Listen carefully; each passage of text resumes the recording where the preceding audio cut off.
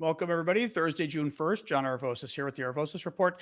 Here to talk to you about the latest news from Ukraine. As always, we are going to wait 2 minutes for folks to arrive on TikTok and on YouTube and everywhere else because it takes a couple minutes. Once I go live, it gives the notification, and you know how that works online. So let's wait about 2 minutes for folks to join us on the various services, and then we will get rolling. And I've got sun coming in, but we'll survive. It'll only be, well, yeah, it'll be annoying for about 10 minutes, and then it'll be gone. Anyway, hello all. How's it going? What is new in the world other than Ukraine? Yeah, lots of attention across the border in Russia again today. Hey, Ron in the Midwest. Flower Lady. Hey, Crutch. Woo! Thank you, John S., for the heart. And Soren for the super sticker already. Look at you. What's going on, folks? Like I said, we're going to wait about another minute or so for folks to arrive, maybe 90 seconds. So there. What's going on? Oh. Mario's telling, I don't know what Mario's telling us. It almost sounds like a joke, and now it sounds like it's I don't even know what you call those things. PS5 today. Crutch is very happy. He's got a new toy. You could probably use those things to fly drones in Ukraine, I would think. Vlad is up on those things. I am not so up on that. Vlad would be our expert on MacGyvering Ukraine stuff. But anyway, we'll wait another 30 seconds, guys, maybe, and then start. It's a good amount of news today, I'd say. Good amount of news. Tim W. Thank you, Tim, for the super chat. What's the best Star Wars movie? I have to stick with the original, whatever you call the original, the first one that came out, well, it's a tie between that and the second, right? Empire Strikes Back. But the third, I watched them again, like in the last year or so, maybe the last couple of years. The third one really disappointed me. And I haven't watched the other ones again because they drove me crazy, but I feel like maybe if I give them another chance. Anyway, we can talk about that at the end. I'm kind of curious if I should give Star Wars another chance. All right, guys, let me get rolling here. So welcome, everybody. John Aravosis here with the Aravosis Report. Thank you, Tim, for this question already. This is my nightly show, Monday to Friday, 6 p.m. Eastern Time, U.S., where we talk about the latest news from Ukraine. The way the show works is I will present the news for about the first half hour or however long it takes. And then second half of the show, I will take your guys' questions. You can submit questions on TikTok via the Q&A link that is in my profile. You guys, the rest of you on my laptop over there, TikTok's on my iPad. The rest of you can submit questions via the question at the bottom of the screen. If you want to support my work with your questions or with your gifts, you are very much welcome to. I do this full time. This is my job. Nobody actually pays me other than you guys. So the way I pay the bills and keep doing this is with your gifts. And you've been very generous to keep doing that. So thank you so much. One way you can do it is with the gifts on TikTok. Those gifts actually put money in creators' pockets. So thank you for doing them. And when I see them, I will try to do a shout out whenever I see it. And for you guys on YouTube, same thing. The super chats and super stickers also put even more money in your creators' pockets. Thank you for the gift there. Who was that? Tom Clark. Thank you, Tom. So please keep those coming too. Just a quick reminder, this weekend on Saturday, we will do our coffee talk at 11 a.m. Eastern Time, US. That's our get together for the TikTok paid subscribers and for the paid subscribers on Discord that come in through lots of different ways, including Ko-fi.com, which I'll talk to you guys about later. So it'll be Saturday at 11 a.m. and then and we'll be having that on TikTok and it'll be on Discord. And the second way we'll be doing it, the second thing we'll be doing is 1 p.m. Eastern Time on Saturday. We will be holding a weekend review, which new show I'm doing. I'm not sure if I'm going to keep doing it. We'll see. But at least for now, thank you, Tom, for the heart. We'll do the weekend review on Twitch on my Aravosis account on Twitch. The account is Aravosis. Let's get rolling, guys. So the Russians attacked Kyiv again last night.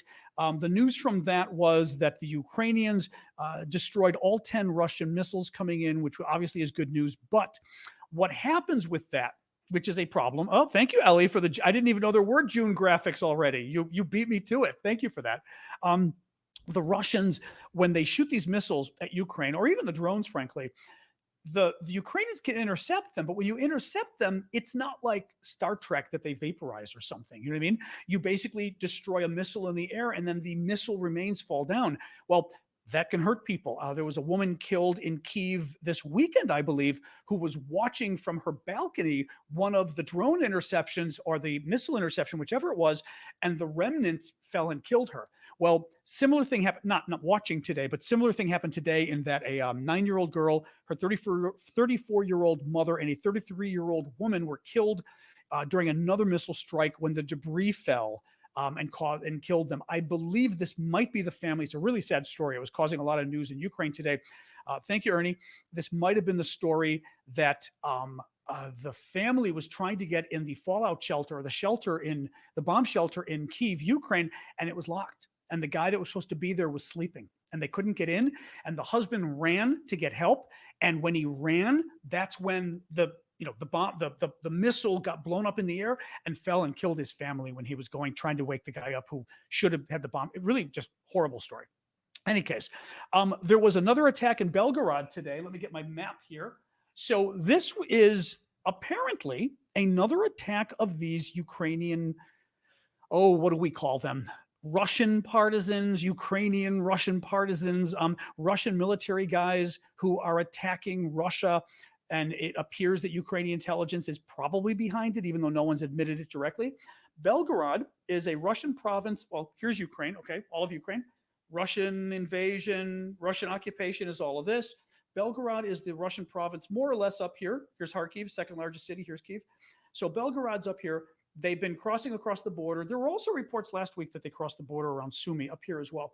But today, apparently around here, conflicting reports, because the Russians, of course, say, it was attempted and nobody succeeded. And we killed, I think the Russians claim they killed 50 soldiers. And it was like, sure you did. Sure you did. There's a lot of video. There's a lot of photos. It is difficult. I mean, I was checking, I think CNN and Sky News and a couple of them that were trying to confirm, very difficult to confirm what damage these guys did. It certainly seems that there was another incursion into Russian territory today by these Russian soldiers, defectors, whatever you want to call them, fighting for Ukraine. It looks like they may have set on fire a plant that produces some minerals that are very important for thermal imaging technology. I read that's one possibility. So who knows? Now, what is important about this, keep this in mind. Whenever we're talking about the Ukrainians going across the border and causing mayhem, there's two advantages to this, okay? One advantage is when they actually blow something up or set it on fire or whatever, they take that thing out of commission, hopefully. So if they damage planes, the planes can't be used till they're fixed. If they blow up a ship and sink it, the ship is gone, right? Well, the other advantage is, and this is where you get when the Ukrainians cross the border. I've told you guys this before, but it is important. When the Ukrainians or these Russians cross the border and invade Russia up here, it forces the Russians to send troops here to fight them, send weapons up here to fight them. And then the Russians have to keep troops up here to protect their territory. These are troops that normally would be fighting all the way down here, right? The counteroffensive, it's expected. Counteroffensive could be anywhere along here, but it's expected one of the biggest battles will probably be around Zaporizhia, the Zaporizhia province around here.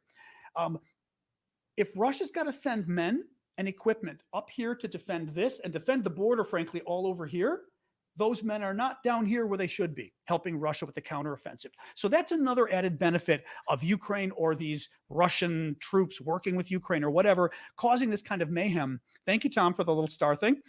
Causing this mayhem is it forces Russia to waste troops, in essence, defending its border up north. Thank you, Ellie and Courtney, both. Its troops up north when they should be fighting in the south, getting ready for the counteroffensive. So there are some benefits here. Kenneth in Norway, I'm guessing, asks, could a war between Iran and Taliban affect Iranian weapon delivery to Russia? Potentially. I mean, I guess part of the question becomes, I don't know enough as to what kind of damage the Taliban can actually do. Okay. I mean, I would think Iran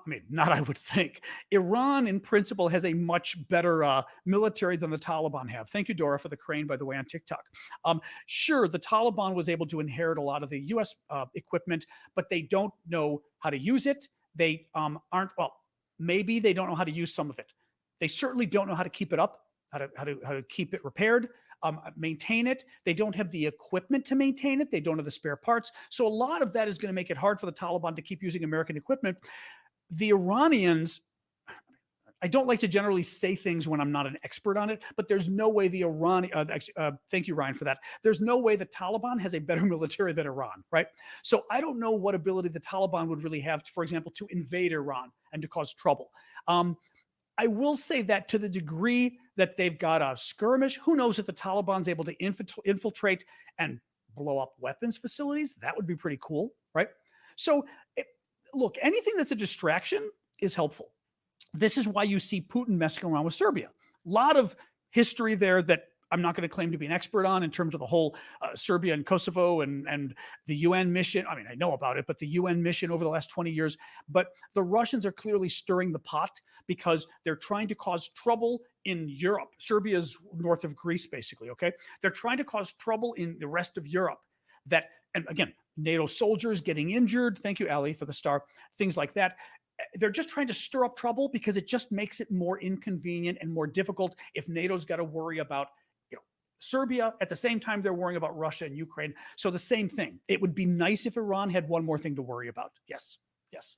Let me keep going here. So Belgorod, these irregular Russian troops appear to have crossed again today. Also, it seems, again, from reports that the Ukrainians also sent some drones and attacked some of these places as well. Zelenskyy was at a European political community meeting in Moldova today. Hang on a second, quick sip of water. More or less, Moldova on the map here is more or less around here. Okay, you've got Transnistria, which is that region of Moldova that the Russians have been screwing around in.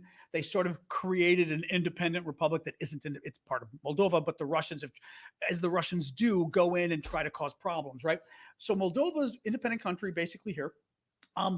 There was a summit today. A lot of the Western leaders were there. European leaders, I should say. You had, from the UK, the Baltic countries, Scholz of Germany, I know, met with Zelenskyy. Sunak of the UK met with Zelenskyy. The Baltic leaders met with Zelenskyy. So you had a lot of the meeting today. Zelensky's big message for them was pushing the F-16s, saying he needs them to get F-16s. But he also said, which was interesting, he said, pending getting the F-16s, because we're not going to get, we've got to get trained, we've got to get them. Thank you, Tom Clark, for the confetti. Pending getting them, in the meantime, we need Patriot missile batteries, the Patriot missile systems. Now, the Patriot missiles are the really good systems that we just trained the Ukrainians on. We just provided them a few. I believe we've only given them 2, which I didn't even realize until the other day. It's kind of, not a lot giving them 2, but nonetheless, we gave them 2. And the Ukrainians are saying they need a lot more to basically protect more of their territory. And, well, it depends how you want to use them. Either they could be overlapping, or more likely they want to spread them around and protect more of their country. In any case, that was Zelensky's big push today. Regarding F-16s, Poland's prime minister announced today that his country is going to begin training Ukrainians on F-16 fighter jets, the U.S. fighter jets. You'll remember that the U.S. did not make the U.S. didn't really make a direct commitment to give F-16s, but we joined the partnership to train the Ukrainians on F-16s, which makes it clear that we're going to give them F-16s at some point. It's just a matter of when, and let's hope it's soon. But anyway, that's the situation with the F-16s. Thank you, Susanna, for the magic hands. Interesting report on Sky News today that they talked to a Western official who said that conservatively, the Russians had 60,000 casualties in Bakhmut, fighting for Bakhmut. Casualties in military terms, remember, means killed and wounded, or killed or wounded. So 60,000 means 60,000 killed or wounded. The analysis said, thank you, Tom, for the dancing cactus. The analysis said that they believe it was 3 to 1. So 20,000 dead, or 2 to 1, I should say, 20,000 dead and 40,000 injured Russians just fighting for Bakhmut. And that analysis was conservative, meaning it probably is higher. Now, Bakhmut, you'll remember, is this small Ukrainian town, eastern Ukraine, right over here. Russia's been trying to capture it for 11 months. It looks like they finally captured it about 2 weeks ago or so.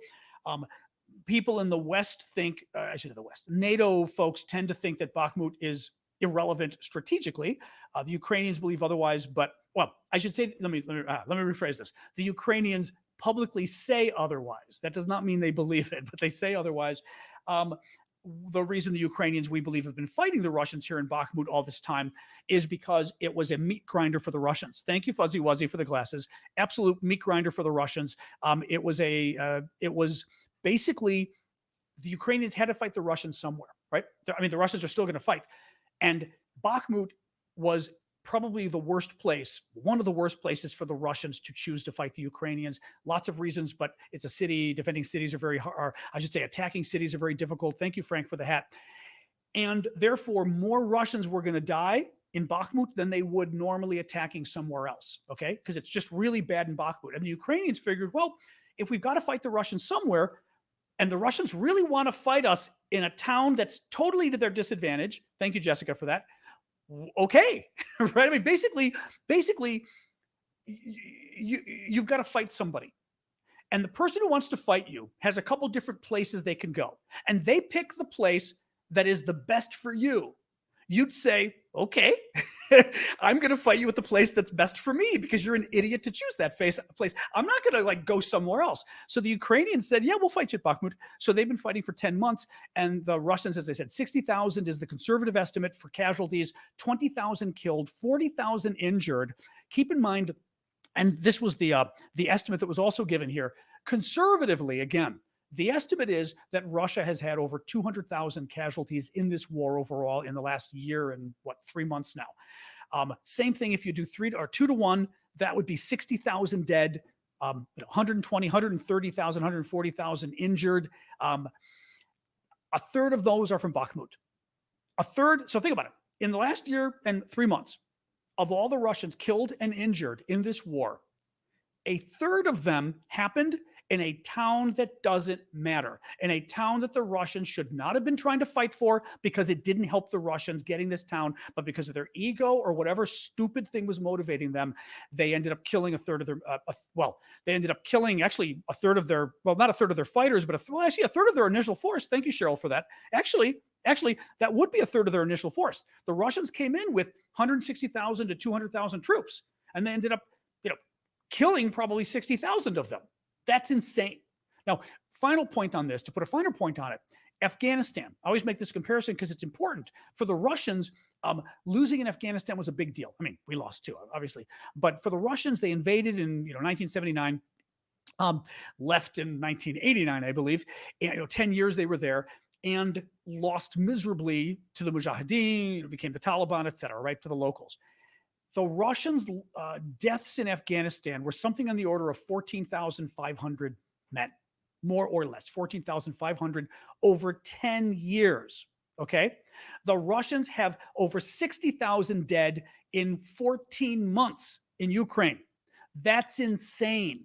And all the experts will tell you this is horrific for the Russians, but Russia being Russia, the question becomes that doesn't mean Putin's going to necessarily get overthrown anytime soon. But it still is good news for the Ukrainians in a relative sense. I mean, they're losing people too. Generally speaking, I haven't seen any recent figures, but generally speaking, the estimates have been that the Ukrainians are losing about half the men that the Russians. The only thing is Russia is 3.5 times bigger than Ukraine. So, Russia's losing twice as many men, but they're 3 times bigger, right? So Ukraine's still losing a lot, but still isn't great for the Russians.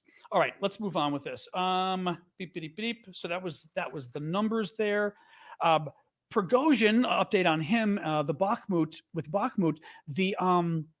the Wagner Group folks. Thank you, Feisty, for the confetti.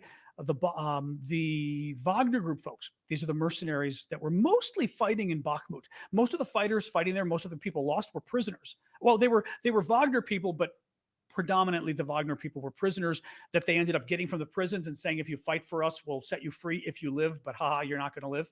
That was what was happening in Bakhmut. Prigozhin has confirmed that his men will leave Bakhmut completely. They'll be gone completely by June 5th, so in 5 days from now. So interesting. South Africa is trying to figure out what to do about Vladimir Putin because Putin is still supposed to be coming for a BRICS summit. BRICS are the sort of they are 5 of the industrializing countries, the big powerhouses: Brazil, Russia, India, China, South Africa.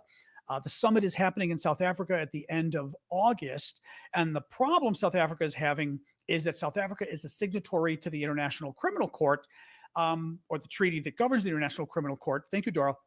And Putin, you will recall, was hit with an arrest warrant by the International Criminal Court for, at least initially, kidnapping upwards of 16,000 children out of Ukraine and trying to turn them into Russian citizens, right? Kidnapping them from their parents, their family. Thank you, Ellen, for that. And trying to turn them into Russians, which is a crime against humanity. So South Africa legally would be required, doesn't mean they would do it. They would legally be required to arrest Putin if he steps foot in South Africa. Interestingly, South Africa has been trying to find a way around this. I mean, interestingly, they didn't just say, screw it, right? And they've done that before. I mean, previously, South Africa didn't necessarily help out. I forgot who it was. I think it might have been former president of Sudan or something that went to South Africa, and the South Africans were like, it's fine. There's an arrest warrant with the criminal court. We don't care. So they could do that, but they're actually kind of nervous about this. So the latest, what was this? The latest was basically that they're saying they're still mulling their legal options. Now, that's still pretty good. I mean, I will say, what I mean is it still shows that they're nervous and they're uptight, because if South Africa were convinced like they weren't worried, they would just say, he's coming, get over it. But that this has been going on for a couple months now, and South Africa still going, well, we're mulling our legal options. They're clearly not comfortable. I think in the end, South Africa would, knowing politics and knowing diplomacy, I would guarantee you South Africa privately is saying, please just beam in. Please find a reason you can't be there. Say you've got a cold. I don't know what, but just please don't come. And Putin's got to worry because Putin's worried that it sends the image of him being scared and afraid, right? That he's now fearful of going abroad if he doesn't go to South Africa. So that's I think the dueling issues there. The Black Sea deal. So the Black Sea grain deal is in trouble yet again. The Russians are playing games. You may remember just like a week ago, they reached a deal, or maybe less than a week ago, they reached a deal on the grain deal. It has to get renewed every once in a while because the Russians are basically requiring it. So last time might have been 60 days. This time was another 60 days. Well, even though it's only renewed for 60 days, and the deal, by the way, in case you're not aware, the deal is to let Ukraine continue to export grain. A lot of it goes to Africa. A lot of it goes to Asia. Half of it goes to Europe as well. Middle East, that goes as well. So a lot of it is going to, I would say half of it's going to Europe.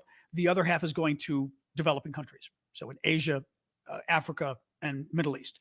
So a good chunk of it is still going to people who are suffering from hunger, right? The shipments come from Odessa and another city down here. Again, always forget what it is. But would come down here, Black Sea. Russians are over here, but Russians have occupied this as well. And the Russians basically are threatening to blow up all the Ukrainian ships as they come down to the Mediterranean with grain. I would say everyone has been afraid to challenge the Russians, other than once back in November, the UN and everybody kind of challenged the Russians, and they were like, let's just send the ships anyway. And what do you know? The ships went and Russia didn't touch them. I've said from the beginning, we shouldn't be bowing to the Russians on this. We should have just made the ships US or English, the UK or whatever, British, and just said, go ahead. Or even better, make them Vatican ships. Make the frickin' Russians sink Catholic ships of the Pope. But we're afraid to do that, so we keep negotiating with the Russians. Well, they reached this deal last week, and the Russians are now playing games again. They're doing a number of things that are basically slowing down the inspections of the ships. There's inspections built into the treaty and all this kind of stuff. Bottom line is the Russians have, actually, as of today, the report was the Russians stopped. They blockaded the ships again. They've found bureaucratic ways of stopping the ships from going at all. So, this is what they do, unfortunately. They literally reached the deal last week, and now they're like, oh, sorry. Anyway, thank you, Cheryl, for the gift there. Good. We're doing okay today. I've still got a good amount of news to give you guys. If we go late, I'll just do late for questions as well. So one of the ways you guys can help me, just do a quick pitch here, is to join my Discord, but actually more generally to become a paying supporter of my work. Thank you, Nico, for that. Now, you can do that in a number of ways. You can certainly give the gifts like we've been doing on TikTok, which I very much appreciate, the gifts on YouTube. But you can also become a regular paid subscriber, a regularly paying supporter, I should be saying, on sites like Ko-fi.com. Ko-fi, and the link is in my profile. It's actually ko-fi.com/Aravosis. You can find the link in my profile on TikTok. Click that Linktree link. First thing that comes up is Ko-fi. For you guys, right at the bottom of the screen is the Ko-fi. And it's a way of either giving me a single donation, thank you, user, using a lot of different, Apple Pay, PayPal, you name it, lots of different ways you can pay. Single donation or regular monthly donations. And I always tell folks, if you can't afford it, don't worry about it. The show is free. Thank you, Syndicate, for sharing that over on TikTok, on YouTube. But if you've been watching for several months and you can afford it and the spirit moves you, you like my work, you want to support this, if you could go over to Ko-fi.com, ko-fi.com/Aravosis, and help me out with a regular subscription, I would appreciate it. Basically, just donate every month automatically. Now, I will tell you, it sounds complicated. It's not. But basically, if you just want to donate, just go and donate. That's easy. You can just literally donate and you're done. If you want to link it to Discord, which you can. We've got a Discord community, which is a chat community we've got. A lot of discussion there about Ukraine and other issues. It's discord.aravosis.com. If you want to link it to Discord, you could become a monthly member at Ko-fi, and that makes you a VIP member of our Discord. What does that mean? That means you could join us in our weekly chat that we're having. This weekend. Thank you, user. We're having that weekly discussion on Saturday morning at 11 a.m. Eastern I told you about, just for the paid supporters. It gives you access to our VIP auctions. I'll be showing you some of the cool auction stuff we've got later. And basically, you're just supporting my work. But if you want to link it to Discord, you have to. And I've got the instructions over on Ko-fi.com. Again, link is in my profile on TikTok.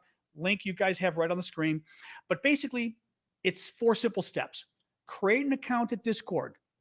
Go over, create an account at Ko-fi.com. Then go to my Ko-fi.com page, ko-fi.com/Aravosis. Sign up for a membership for me, monthly membership. And then it gives you the option, will pop up. And the option that pops up will say, would you like to claim your Discord or claim your rewards with Discord or something like that? You click yes, and it'll connect your Discord. But it's very easy. It should be very simple. Anyway, it's ko-fi.com/Aravosis. All right, let me go and continue with Ukraine. Later, I'll show you some of the cool auction stuff because we do have a lot of cool stuff. So Prigozhin. We were talking about Prigozhin earlier. There's even more news about him. He's just deliciously pissed off, which is fabulous because it hurts the Russians and helps the Ukrainians. But Prigozhin is the Russian oligarch, Russian billionaire who runs the Wagner Group. Okay. Now, the Wagner Group is the mercenary group that's been fighting in Ukraine, mostly in Bakhmut. Remember, we were talking about them earlier, the guys that went and recruited the prisoners, and they're a mercenary group. They're soldiers for hire, but they're Russian. And because Russia is, a quasi-dictatorship, they still kind of work for Putin, right? Even though they're Prigozhin's people, they work for Putin because it's a dictatorship. Nobody really has a truly independent company in Russia, right? Thank you, TikTok Novice, for the gift there. So Prigozhin's been pissed off for months about everything. I mean, you name it. A lot of people think he's been publicly criticizing the war and criticizing the military and all this kind of stuff because, one, it helps his business, right? He has a business selling soldiers for hire. What better way to push your business than to say the Russian military sucks, right? The Russian military is terrible. You should use my soldiers. My soldiers they're private soldiers. They're much better, right? So that's the first reason. Second reason, a lot of people think Prigozhin wants to become president of Russia instead of Putin. There are elections next year. I don't know that anybody believes he could win in an election, but who knows? Maybe he thinks Putin could eventually be ousted if the war doesn't go well. Prigozhin clearly is presenting himself as this strongman option to Putin, and he's been whining a lot, not occasionally criticized Putin. He occasionally has made fun of Putin, but generally speaking, he's going after the Secretary of Defense or the Minister of Defense in Russia, and what we would call the chairman of the Joint Chiefs of Staff or the top military official in Russia, the top uniformed military, who is Gerasimov, the general. So anyway, Prigozhin going nuts again today. What was today about? Oh, he's just going nuts in general. Listen to this. If the whole chain of command is 100% failed and will only be led by clowns who turn people into meat, turning people into meat, meaning sending Russian soldiers into war with no plan and they just get killed, right? Who is being led by clowns who turn people into meat, then we will not participate in it, meaning his Wagner groups will no longer fight if the military doesn't straighten up. He goes on. He says that his men are going to rest at camps in Russian-controlled Ukraine for around a month, and then things will become clearer. Meaning he threatened this a few weeks ago and then went back. But he's threatening to no longer fight for Russia anymore if the military doesn't clear up. Basically, what he's really saying is if Putin doesn't get rid of the Secretary of Defense, Shoigu, is what he's really saying. Now, what he also today, and this is what I'm saying, this is great, because remember I said at the beginning of the show, because somebody asked the question about the Taliban and Iran and whether if they went to war, it would distract the Iranians and make a difference in terms of Iran helping Russia.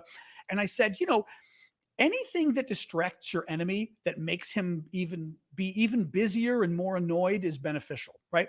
So same thing applies here. Prigozhin going after the Ministry of Defense, and mind you, he's saying these things publicly. So the Russian public hears him. A lot of this stuff goes out on Telegram and social media, so that even if the Russians control the airwaves, because Putin's a dictator, he controls, the TV airwaves. He doesn't totally control the internet. So Prigozhin's message can still get out there. Thank you, Hector, for the hat there. Prigozhin also got into a pissing match today, just a public fight with the Chechens, which is another sort of territory in Russia that has been fighting in the war. Remember Kadyrov, their big guy who's like a big TikTok general. Well, he got into a total pissing match with the Chechens. The Chechens were pissed that Prigozhin, again, these are all the guys fighting with the Russians. I mean, this is great that they're all getting just irate at each other.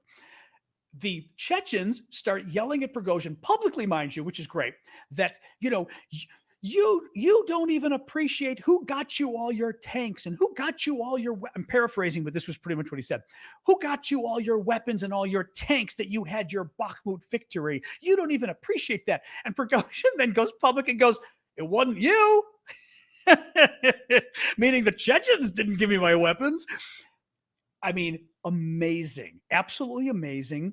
And you've got to, I mean, again, this is a great, it's just great to have it go back and forth like this, because it ends up causing the Russians more and more, problems. Mustard, you won 2 auction items. You owe me. I want to mail stuff out tomorrow. I saw you pop up on the screen on TikTok. And actually, and Crusher hasn't paid yet either, but I do give you guys a few days grace, and I know you're good for it, but just wanted to remind you. Because I do want to mail this stuff out potentially tomorrow, Monday at the latest, but tomorrow would be nice. All right, what this we got here? Oh, the reason I mentioned Prigozhin, not just because it's fun that the Russians are falling apart, but was this Institute for the Study of War?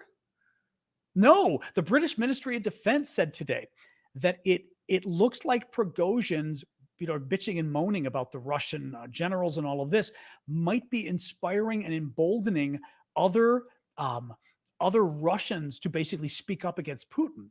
You had on, I'll read you this from the Ministry of Defense from the UK.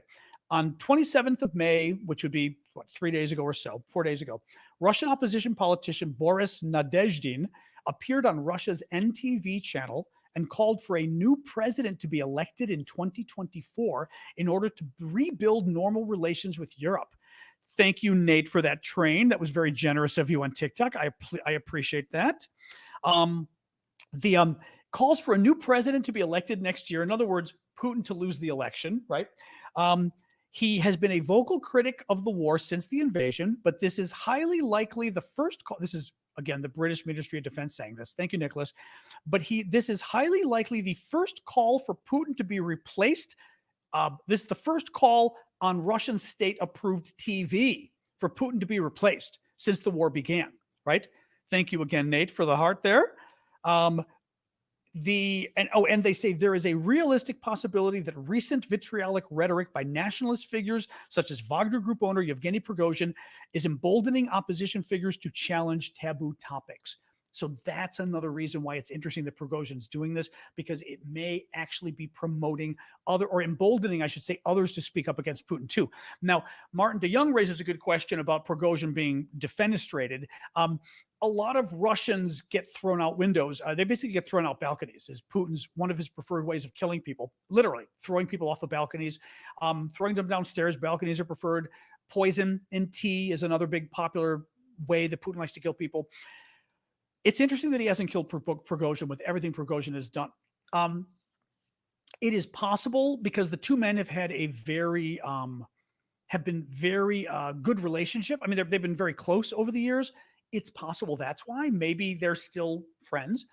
It is possible that Putin is asking Prigozhin to do this. I still think, look, I mean, it doesn't really make sense that Putin is letting Prigozhin do this. Is it because he's got the Wagner group? And I mean, do we really believe that if Prigozhin got mad, he could really leave? Like he could really take his men with him? His men are mercenaries. They're going to leave because, I mean, maybe you'd have to have somebody who really knows the Prigozhin group, the Wagner group's working. And whether they know, like, if Prigozhin were to be killed, literally, or thrown in jail by Putin, would the Wagner group really refuse to fight if the Russian military came in and said, here's your money, keep fighting? I mean, they're mercenaries. I feel like they're pirates. The next pirate comes and gives you the gold, and you go, okay, if I'm getting my share of the gold, I'm getting my share of the gold. So it's not clear to me why Putin hasn't gotten rid of him. It makes me wonder if Putin hasn't put Prigozhin up to this. It is considered sort of established fact that Putin likes to sort of set people against each other. And he could be one of those bosses that frankly is using Prigozhin to keep the Ministry of Defense on its toes because Prigozhin keeps attacking them. I don't know. It's suspicious to me. It's suspicious, but it is weird. Martin asked a good question. Why hasn't Putin killed him? Because that's the kind of country Russia is. And that's the kind of leader Putin is. He just kills people. Why hasn't he then? Why is Prigozhin too big to kill, basically? I think this may be the last one. Yeah, the last story I've got for you was just the latest. Yeah, the last one, the latest threat from the Russians. So the Kremlin is threatening again. Remember, I think I mentioned yesterday how the Russians really hate the Brits. It's really kind of funny. I mean, the Brits just get under their skin, and they don't like us, the Americans, but they really don't like the Brits either. Well, the TV in Russia yet again went after the Brits last night, threatening to demolish them. Yesterday was Medvedev, who was the former president, who's an alcoholic, and just literally 3 times a week threatens to launch nuclear weapons at Britain. I mean, literally 3 times a week. This was let me read this. This is from Sky News, but it's citing a BBC journalist, Francis Scarr, who's really good on Twitter.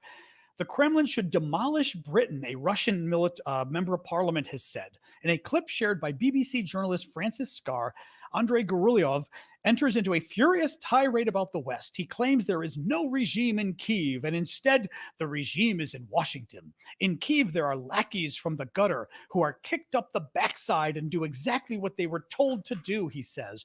He adds that Russia is the only country able to pose a threat to the whole territory of the U.S., adding, only this threat will force all that filth in Washington to come to its senses.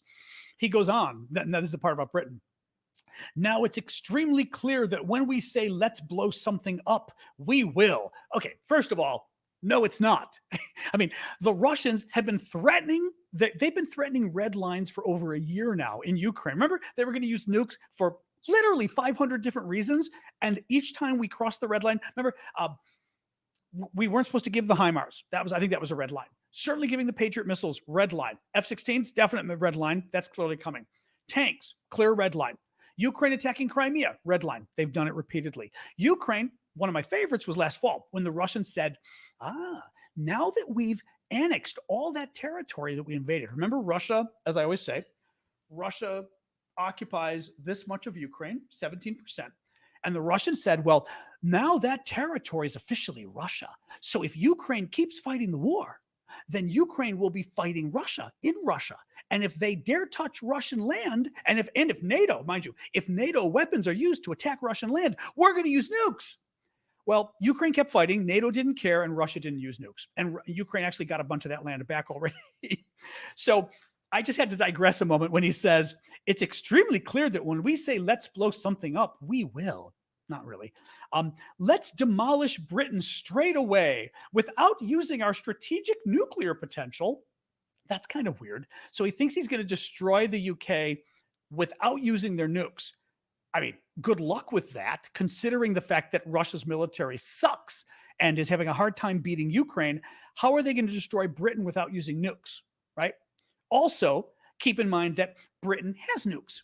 That's the first problem for Russia. Second problem for Russia, the UK is part of NATO. Even if they don't use nukes and they just attack the UK anyway, they will immediately be at war with America. They'll be at war with 30 other NATO countries, other than the UK, I mean, or 29 other besides the US and the UK.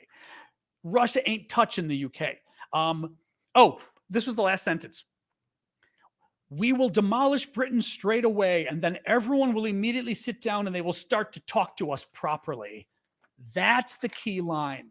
These guys, and that's the tell, okay? Then everyone will sit down and talk to us properly. What do you hear when you hear that? You hear a child, right? I hear the Godfather, right? Why, I'm smart. I'm smart. Why don't you think I'm smart? Right? I mean, or my Ayn Rand example I give you. Why don't you think of me? Or no. What do you think of me? And she says, but I don't think of you, right? Then you'll sit down and talk to us properly. It's this just weird inferiority complex going on with the Russians. But anyway, again, not something that you want to be admitting if you're sort of in a war.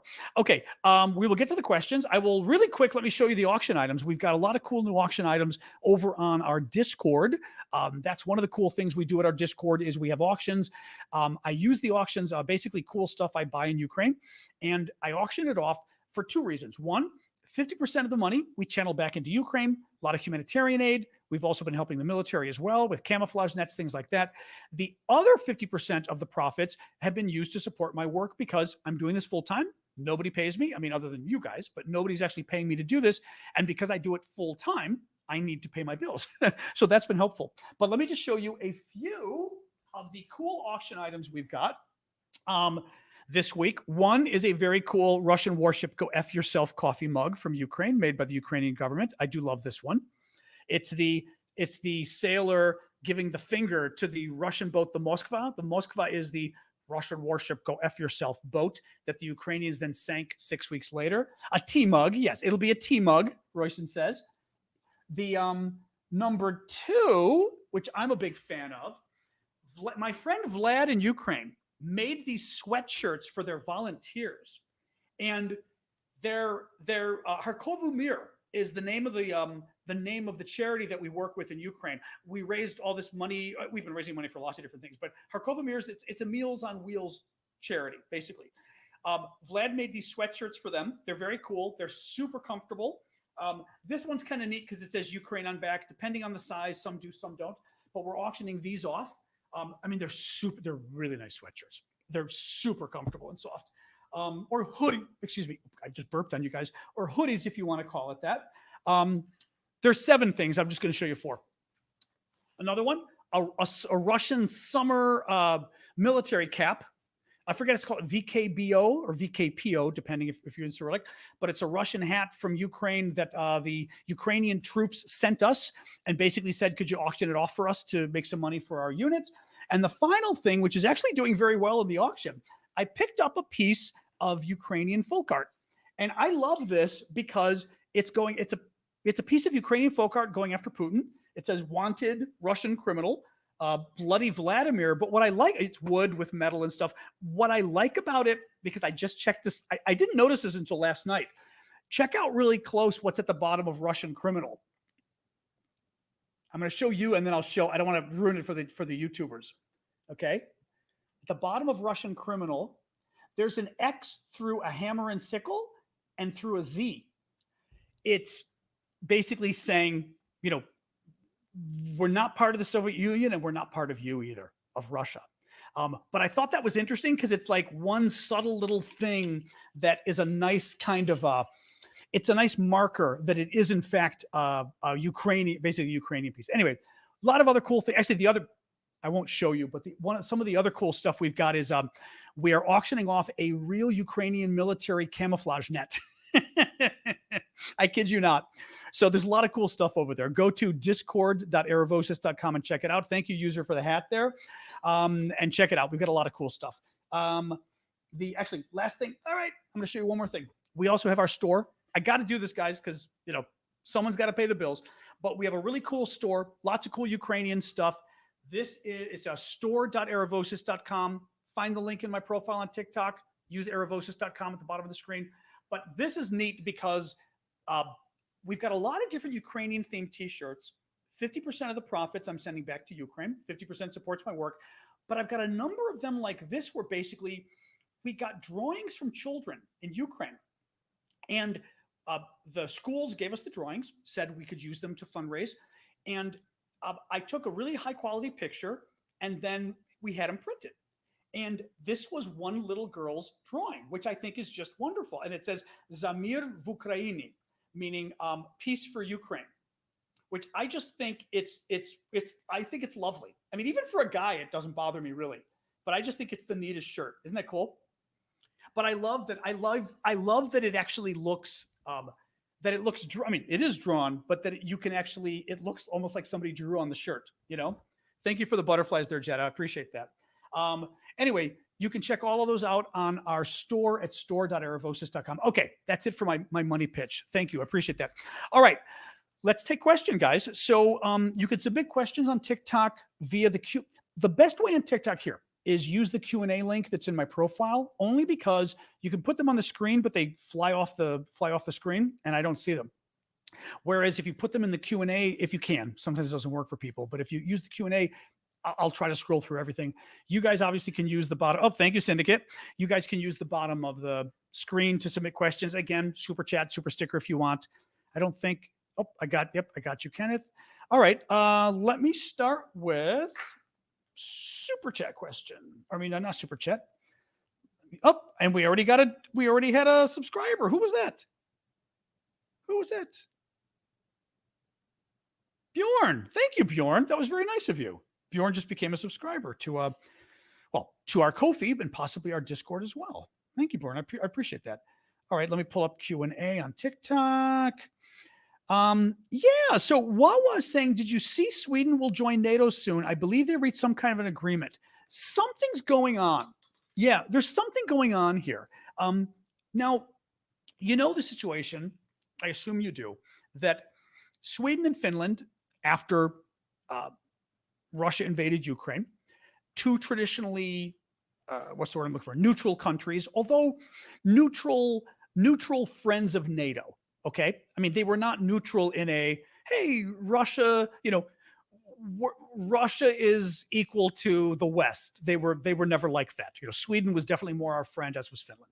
And Finland especially has, really bad history with Russia, but because of the Russians invading and doing lots of bad things. Both countries decide they want to join NATO after the Russian invasion of Ukraine, which is great. And Turkey ends up being a total pain in the ass, putting a block to it. And then Hungary jumps in too. Well, Finland ends up joining. Turkey drops. I think Hungary was okay with Finland. Hungary had a problem with Sweden. Thank you for the gift there, Mando. So Finland ends up joining NATO. Sweden still gets blocked. The Turks say it's because the Swedes are harboring Kurdish terrorists, blah, blah, blah, blah, blah. They're lying. The Turks had first of all, Turkey and Hungary sat down with the Swedes and the Finns and said, what do you want? Or I should say the Finns and Swedes said, what do you want? Both countries said, boom, boom, boom. Both countries said, we will support you. No problem if you do boom, boom, boom. Finland and Sweden do boom, boom, boom.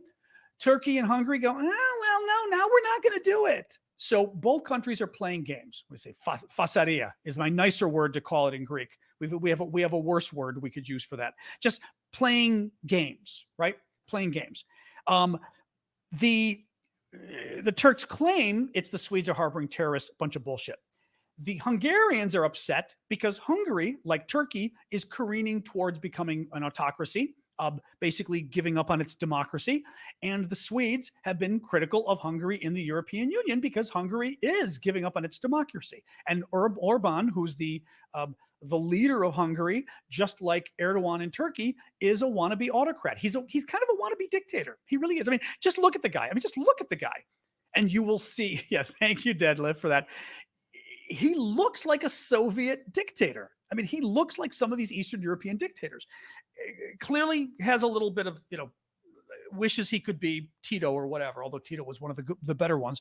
In any case, so the last week or so, Turkey has its elections on Sunday, a couple days ago. Thank you, Courtney. Erdogan wins. Not a great, because we wanted the other guy to win. But you've been seeing a lot of discussion over the last few days from the West, from the U.S. Secretary of State, from the Swedes, saying basically putting out positive messages that it looks like Sweden will become a member of NATO in July at the NATO summit, which was the plan next month. But it's not clear why.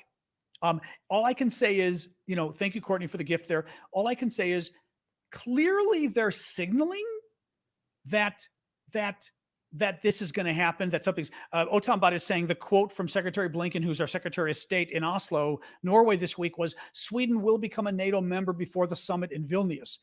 That sounds like something's being worked out and that we are confident it will be worked out. I did read the other day, for example, thank you, Kanausi, for the guitar, that Biden did in fact, exactly, JSM Johnny is saying, I saw we're selling Turkey more F-16s. That's what I read as well, that Biden had offered Turkey more F-16 fighter jets, thank you, Courtney, in exchange for Turkey signing off on Sweden. So clearly we're bribing them. Thank you, Ellie. I don't know what the bribe is for Hungary, because Hungary's being a pain in the ass as well. But all I can say is we don't know what's going on, but all the diplomatic talk makes it sound like something's going on. Thank you, Carla. Behind the scenes that is fixing the problem, which would be great because Sweden would be a really big benefit to NATO. Frankly, more important than Hungary by far. Turkey, Turkey, if it wasn't such a Turkey, would actually be very beneficial because they're in a really important position with regards to the Middle East. Hungary just doesn't matter. But nonetheless, big deal to get Sweden, but that's pretty cool. That's pretty cool. More questions. Yeah, Hungary. Yeah, I mean, Hungary's getting influenced by Russia. Absolutely. I think Orban's a wannabe dictator and also way too many ties with Russia in that country, unfortunately. Magical photo. Hello. With Russians for Ukraine. Oh, hang on. Will they empower Ukraine government troops? Oops. Oh, with the Galaxy. I haven't seen the Galaxy in a while. Thank you, Mando. That's one of my faves, actually. I like the stars, all the star stuff and like dinosaurs, but science and I put dinosaurs under science in a funny way, but anyway, thank you for that. Will they empower Ukrainian government troops to head over the border and go downtown in Russia and Moscow or other areas? I guess what you're saying is these Russian troops that are kind of working with the Ukrainians and keep going across the border, how far will they go? The U.S. is clearly not thrilled about them going very far. There was a really good article in The Atlantic by, I think it's Eli Cohen, talking about how, frankly, the U.S. has been speaking a little too publicly about its concerns because the European countries are saying, generally, it's fine that Ukraine's been causing all this trouble in Russia. America keeps saying, no, don't do it. And it's just not helpful.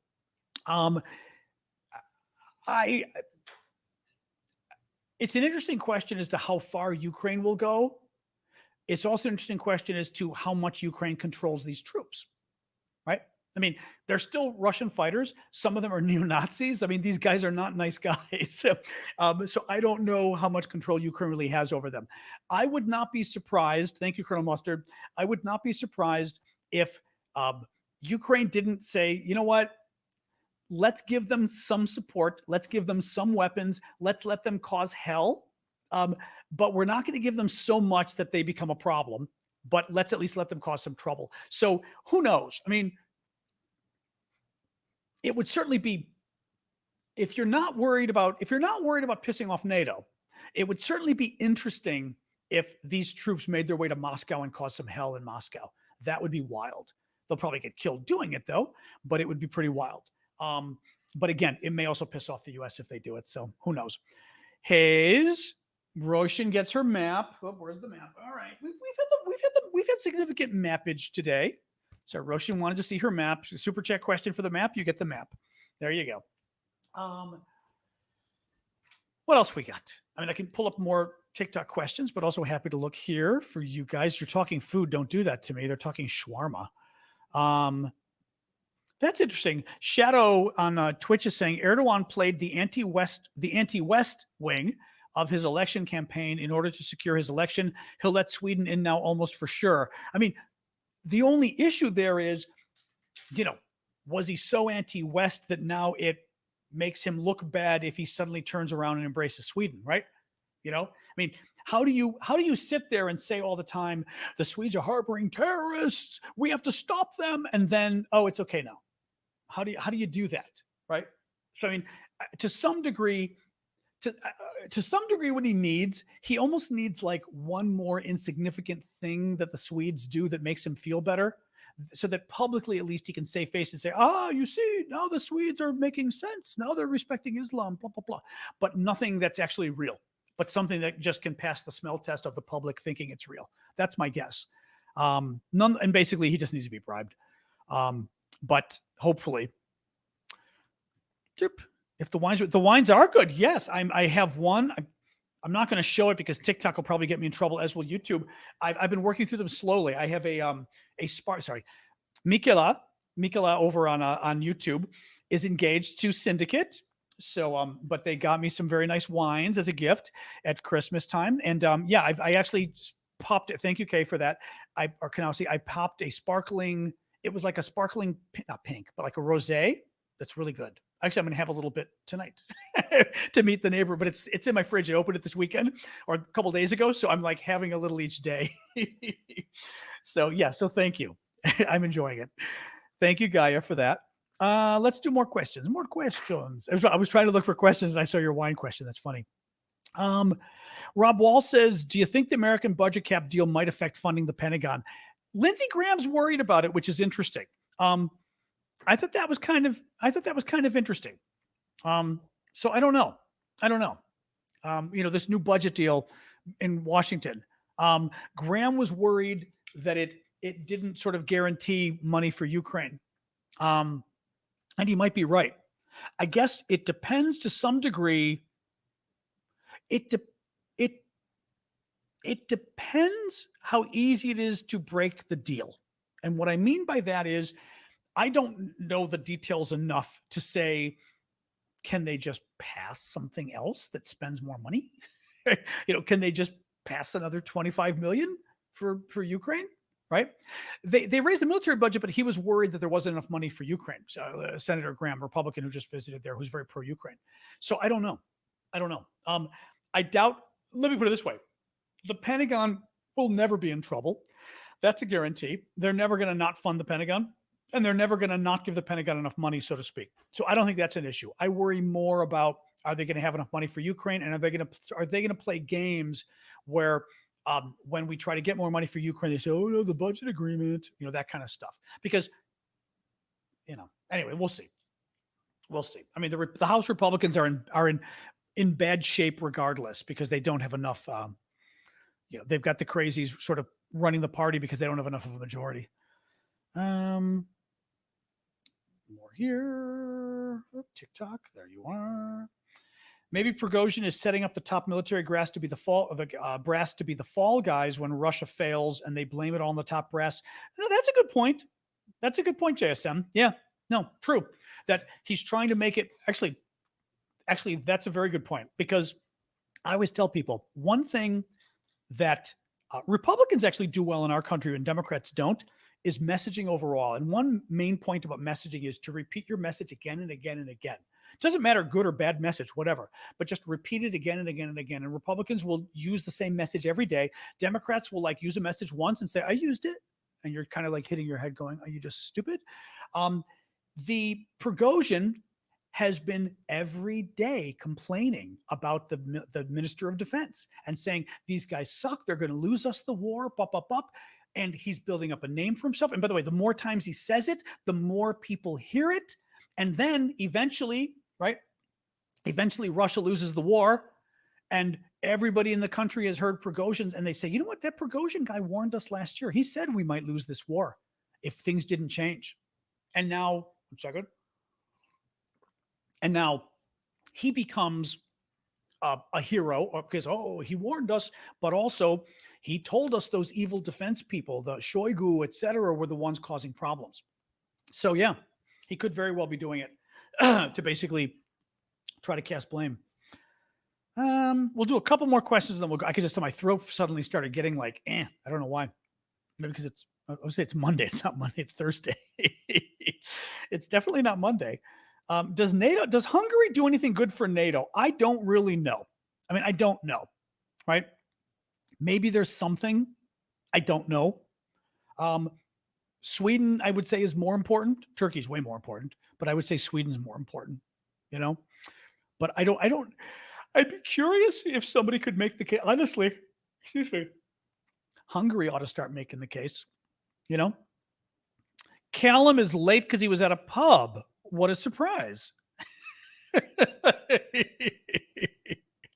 But I think Hungary is in a position where they may need to start presenting their case for why they matter to the European Union, why they matter to NATO, because I don't think they matter to either. I mean, European Union doesn't want to lose people just as a matter of principle, because then you lose more people. But again, I would happily trade. Sweden is, I always forget, is Sweden in the EU but not in Schengen? I always forget how that works. I mean, I know they're not in Schengen because I had to get a visa or whatever it was. It didn't count when I arrived in Sweden, and they use their own currency. So they don't have the common currency, but are they part of the EU otherwise, or are they not in Sweden? Help me out here, guys. I always forget this part. In any case, Sweden, I think, is way more important than Hungary militarily and economically. So yes, they're in the EU, but not the other stuff. Yeah. Okay, that's what I thought then. Very confusing to an American. So they're in the EU, but they're not Schengen, and they're not the currency. Yeah. Okay. Very weird. All right. More. The turbulence on TikTok. I don't know what turbulence there is on TikTok. Is there turbulence on TikTok? Thank you, Rainbow Rain, for the hanging lights. I almost missed that. Syndicates giving nuclear war advice to people. Creepy, but I guess good. I'd have to see what brought that. I'm kidding you. I'd have to see what brought that on. They're discussing how to survive a nuclear war over on YouTube there.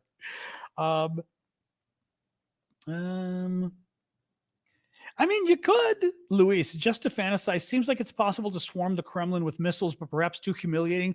I mean, the thing is, yeah,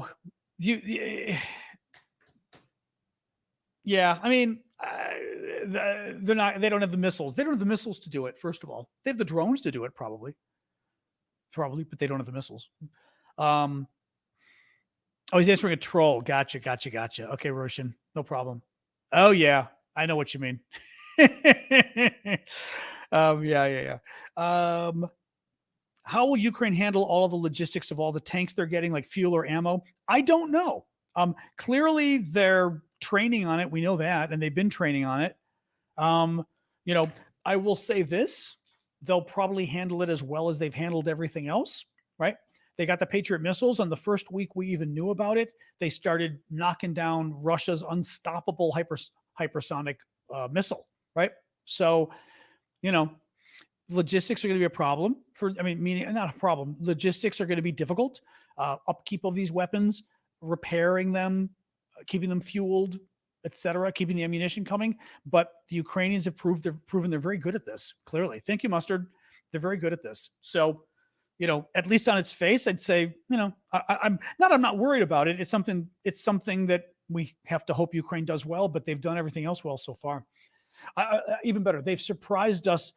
They've surprised us in a good way throughout this entire war. There hasn't been any negative surprise about Ukraine with war. Like, oh boy, they're really bad at this. Every surprise has been, damn, they're good at this. Damn, they're good at this. Damn, they're good at this. Right?